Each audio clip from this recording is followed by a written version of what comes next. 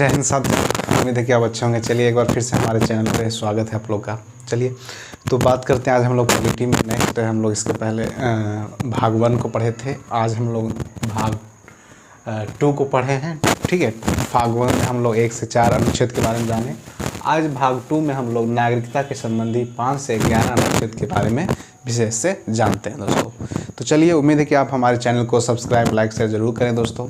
तो चलिए आज स्टार्ट करते हैं देरी न करते हुए। भारत में देखिए नागरिकता की अगर बात करें, क्योंकि इसका भाग 2 में नागरिकता लिखा हुआ है, यहाँ पे आप लोग पा रहे होंगे। तो नागरिकता का मतलब क्या होता है? आप लोग नागरिक नहीं, जिस देश में आप रहते हैं वहाँ की आपको नागरिकता मिलती है। ठीक है, तो नागरिकता किस तरीक़ा से हम प्राप्त करते हैं भारत में, और उसके बारे में बात करेंगे। और नागरिकता किन किन विधियाँ के द्वारा आप दी जाती है भारत में। ठीक है, हम भारत में रहते हैं तो भारत की ही बात करेंगे। एग्जामिनेशन में भारत के बारे से ही क्वेश्चन पूछा जाएगा। ठीक है, और नागरिकता जो संविधान में हम लोग को मिला है वह कहाँ से लिया गया है, ठीक है, किस देश के संविधान से लिया गया है, उसके बारे में हम बात करेंगे। और उसके बाद हम लोग बात करेंगे कि नागरिकता संबंधी, जैसे कि NRC था, नहीं NPA था, उस तरीक़ा से जो विरोध हो रहा था देश में, उसके बारे में हम थोड़ा सा चर्चा करेंगे। तो चलिए दोस्तों शुरू करते हैं। चलिए हमारे साथ। भारत में जो है नागरिकता एकहरी नागरिकता है, यहाँ पे है। आप लोग जानते होंगे कि भारत में जो नागरिकता है वह क्या है, एकहरी है। मतलब कि यहाँ पे एकल नागरिकता है, दोहरी नागरिकता नहीं है, एकल नागरिकता है। एकल नागरिकता कहने का तात्पर्य है, जैसे कि आप अपना आइडेंटिटी प्रूफ जब बनाते होंगे या बनवाते होंगे तो उस पर लिखा रहता है कि भारत सरकार लिखा रहता है। नहीं, भारत सरकार नहीं, आप निवासी बिहार के हो सकते हैं, बिहार के गया के हो सकते हैं, बिहार के पटना के निवासी हो सकते हैं, लेकिन आपका जो नागरिकता है आप भारत के नागरिकता हैं। आपको प्राप्त किस चीज़ का नागरिकता है? भारत के। आप भारत में कहीं भी जा सकते हैं, सारे बैंकों में आप खाता खुला सकते हैं, किसी भी फ्लाइट पे आप चढ़ सकते हैं, कोई राज्य में जाके आप घर बना सकते हैं, रह सकते हैं, व्यवसाय कर सकते हैं। आपका जे नहीं, एक तरीक़ा से नागरिकता आपको जब मिल जाती है देश को तो कहीं भी आप जा सकते हैं। लेकिन अगर जो विदेशी आते हैं तो उनका पासपोर्ट पर वीज़ा पे लिखा होता है कि आप 6 महीने के लिए हैं, 6 महीने के अंदर आप ज़्यादा बढ़ाइएगा तो आपको हर जगह जो है पुलिस स्टेशन पर जाकर वहाँ पे आपको दर्शाना होता है कि मैं यहाँ पे आया हूँ, यहाँ से मैं जा रहा हूँ। तो वो आपको शो कराना होता है हर पुलिस स्टेशन पे जहाँ आप उतरते हैं, जिस जिला में आप जाते हैं।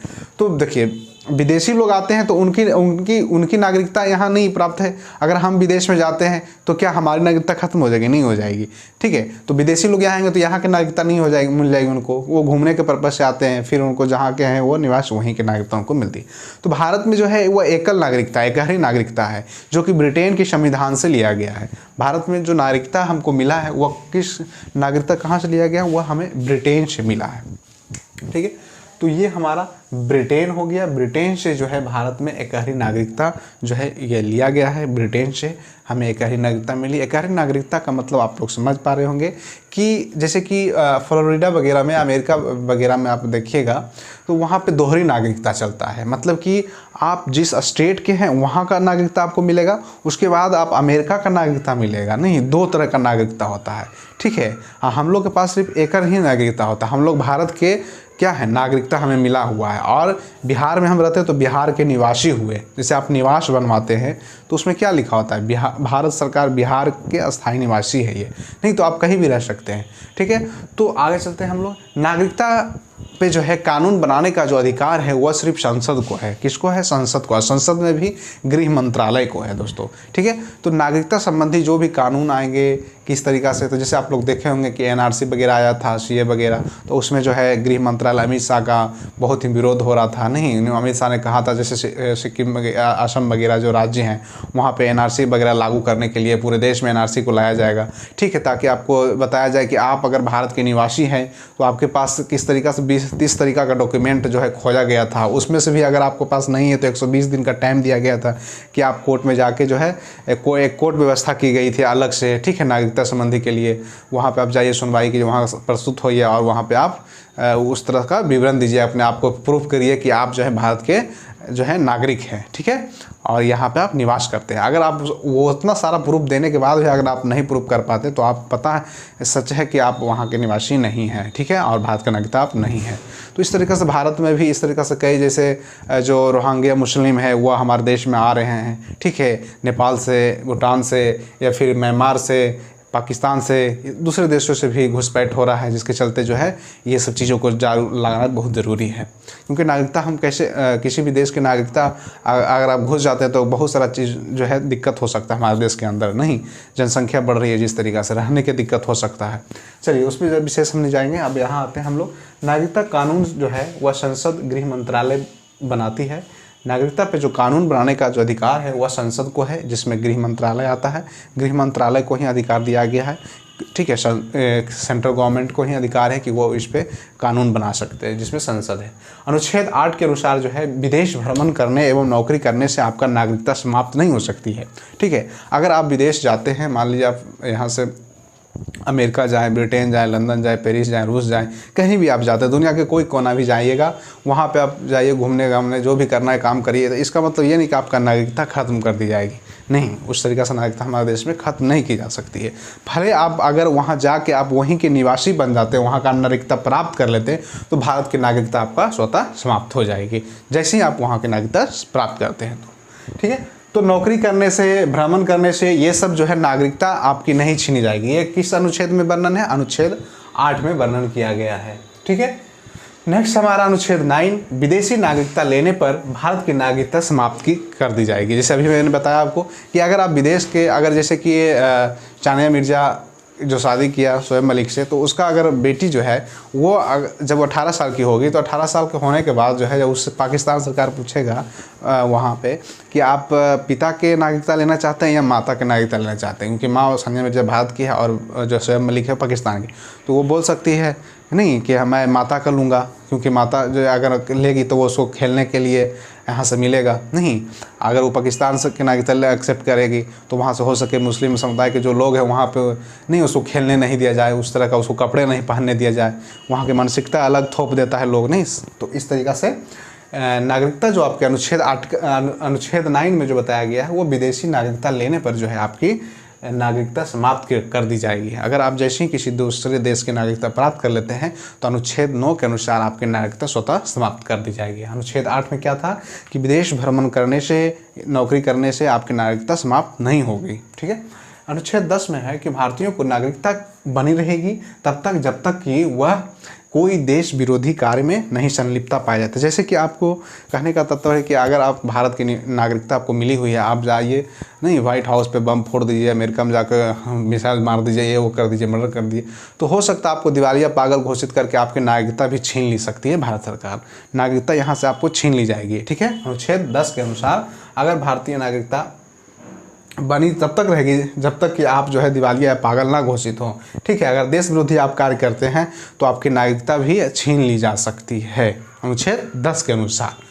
अनुच्छेद 11 क्या कहता है? अनुच्छेद 11 कहता है कि नागरिकता संबंधी कानून संसद बनाती है। नागरिकता संबंधी कानून जो है हम पहले ही ऊपर बात किए हैं कि नागरिकता संबंधी जो भी कानून बनाएगी वह कौन बनाएगी? संसद बनाएगी, ठीक है। संसद में भी गृह मंत्रालय बनाती है। यह जिम्मेदारी जो है गृह मंत्रालय को दी गई है। तो अनुच्छेद 11 में क्या वर्णन किया गया है? अनुच्छेद 11 में वर्णन किया गया है कि जो नागरिकता संबंधी जो कानून है वह संसद बनाएगी और संसद में भी कौन बनाएगा? गृह मंत्रालय के अधीन कार्य होगा। जैसे आप लोग पासपोर्ट वगैरह बनाते हैं तो उसमें home ministry of home affairs के थ्रू आवेदन करना हमको होता है, ठीक है। नेक्स्ट हमारा है, लास्ट है वो भी, नागरिकता लेने की 5 विधियां हैं। भारत में जो है नागरिकता किस प्रकार से आप लेते हैं उसके बारे में यहाँ पे 5 विधियां का वर्णन किया गया है। भारत में आप नागरिकता 5 विधि से आप ले सकते हैं। उनमें से कुछ है, जैसे कि पहला हमारा है वंश के आधार पे। जैसे कि वंश के आधार पे कहने का मतलब जैसे कि मेरे पिताजी हैं, पिताजी थे दादाजी, नहीं, तो उस तरीक़ा से वंश के आधार पर हमको नागरिकता यहाँ की मिली हुई है, नहीं, हमें लेने की ज़रूरत ही नहीं है क्योंकि मैंने यहाँ जन्म लिया है, नहीं, वंश हमारा यहाँ पे है, तो वंश के आधार पे हम नागरिकता आप ले सकते हैं। दूसरा हमारा है जन्म के आधार पे। अगर आपका जन्म यहाँ हुआ है या तो फिर आपका जन्म, अगर आपका माता पिता अगर कोई एक भी भारत के हैं, नागरिकता लिए हुए हैं, आपका जन्म अमेरिका में हो जाए तो आपके पास ऑप्शनल होता है कि आप जो है आप भारत का ही नागरिकता आपको मिलेगा। ये नहीं कि आपका जन्म अगर रूस में हो गया, आपके मम्मी पापा यहाँ से हैं तो आपकी नागरिकता कहाँ की रहेगी? वो रूस की नहीं रहेगी बल्कि भारत की नागरिकता आपको मिलेगी, ठीक है। तो पहला हमारा हो गया वंश के आधार पर नागरिकता आपको मिलेगी। दूसरा हमारा जन्म के आधार पर आपको नागरिकता मिलेगी। तीसरा जो हमारा है वह किसी क्षेत्र में पर मिलाने पर, जैसे सिक्किम को अगर भारत कभी किसी क्षेत्र पर कब्जा कर लेता है तो स्वतः उसको नागरिकता मिल जाएगी। जैसे सिक्किम को 1975 में भारत ने स्वतः उस पर वो मिल गया हमारे देश के साथ, तो उसकी नागरिकता जो है स्वतः उसको दे दी गई, क्योंकि वो भारतीय नागरिकता उनको मिल गई। तो इस चौथा हमारा है पंजीकरण विधि के द्वारा। पंजीकरण विधि के द्वारा 7 ईयर्स का पंजीकरण विधि होता है, 7 ईयर्स आपको रहना होता है, और उसमें भी पंजीकरण विधि है एक तरह का। ये नहीं है कि खास जैसे आप ग्रेजुएशन कर लेते हैं तो ये मतलब नहीं कि आप IAS बनिए जाइएगा, नहीं आपका IAS हो गए, नहीं, एक अर्हता है वो, एक तरह का मानदंड है वो, ठीक है, एलिजिबिलिटी है एक तरीक़े से। लेकिन आप IAS थोड़े बन जाते हैं ग्रेजुएशन कर लेने से, सिर्फ नहीं, मेहनत करना होता है, ठीक है। तो ये अहारता है कि पंजीकरण विधि के द्वारा 7 ईयर्स आपका अगर होता है तो पंजीकरण विधि के द्वारा आप हमारा भारतीय नागरिकता को आप प्राप्त कर सकते हैं। नेक्स्ट हमारा 5th नंबर है देशीकरण विधि के द्वारा, ये 10 ईयर्स पे आपको मिलता है। देशीकरण विधि जैसे कि हमारा देशीकरण कहने का मतलब कि हमारा भाषा को जानते हो, हमारे कल्चर को जानते हो, इस तरीक़े से कुछ चीज़ों का कलाएँ आपके पास है जो आप देशीकरण विधि से आप हमारे देश में आपको नागरिकता मिल जाएगी। जैसे कि हमारे भाषा जानते हो, हमारे रीति रिवाज, उस तरीक़ा से अपनापन हो तो आपको 10 साल में आपको नागरिकता देशीकरण के द्वारा मिल जा सकती है। तो भारत में नागरिकता देने की विधियाँ 5 विधि है, ठीक है। इस तरीक़ा से हमने बात किया। भारत में एक ही नागरिकता है जो ब्रिटेन से लिया गया है। भारत में नागरिकता कानून बनाने का अधिकार सिर्फ संसद को दिया गया है, उसमें भी गृह मंत्रालय बनाती है। अनुच्छेद 8 में विदेशी भ्रमण करने से, आपकी नौकरी करने से नहीं आपकी नागरिकता जाएगी। अनुच्छेद 9 में है विदेशी नागरिकता लेने पर अगर भारत की नागरिकता स्वतः ही चली जाएगी। अनुच्छेद 10 में कहा गया कि भारतीय नागरिकता बनी रहेगी जब तक कि आप कोई भी गैर कानूनी कार्य नहीं करते हैं, ठीक है, या देश विरोधी कार्य नहीं करते हैं। अनुच्छेद 11 में कहा गया है कि नागरिकता संबंधी कानून संसद बनाएगी, ठीक है। इसका रक्षा अगर बात करें, नहीं, मौलिक अधिकार का रक्षा कौन करता है? सुप्रीम कोर्ट और हाई कोर्ट दोनों करता है, ठीक है। तो गृह मंत्रालय को दी गई है। तो इस तरीके से हम लोग बात करेंगे। नागरिकता लेने पे 5 विधियाँ थी, हम लोग बात किए। जन्म के आधार पर, ठीक है, वंश के आधार पर, नहीं, किसी क्षेत्र को मिलाने पर, पंजीकरण के द्वारा और देशीकरण के द्वारा। तो इस तरीक़ा से हमने आज भाग 2 को समाप्त किया। नेक्स्ट वीडियो में हम लोग भाग 3 के बारे में बात करेंगे, वो हमारा होगा मूल अधिकार, ठीक है। तो मिलते हैं नेक्स्ट वीडियो में, तब तक बने रहें दोस्तों। जय हिंद, धन्यवाद, जय हिंद।